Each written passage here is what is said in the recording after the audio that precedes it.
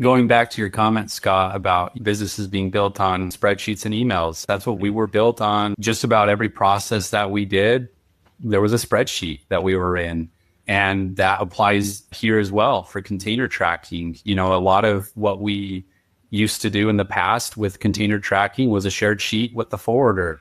They would go in there and add updates to the container and say, hey, this container is delayed because of X, Y, or Z.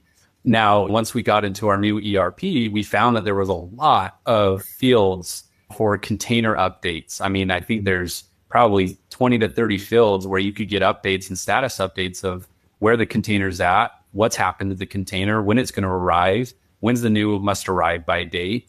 And we found that before rate leaks, you know, we were able to utilize those fields, but they had to be manually entered still. We would get what the forwarder would tell us, and we would go in and we'd update those fields manually.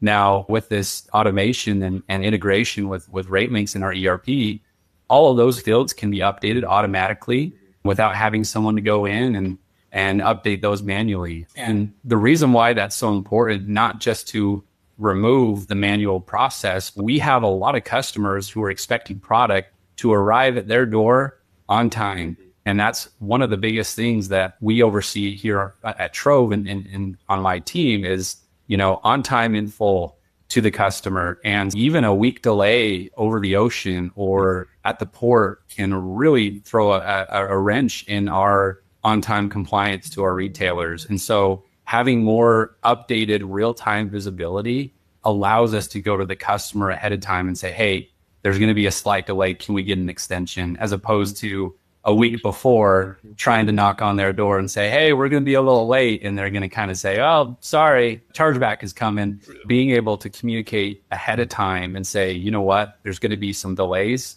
We're noticing this 30 days out, given that integration and that real-time visibility. So I would say even maybe more so above the improvements to the manual process, the visibility that it gives us and the data and our ability to pivot and communicate upstream to the customer has been a game changer.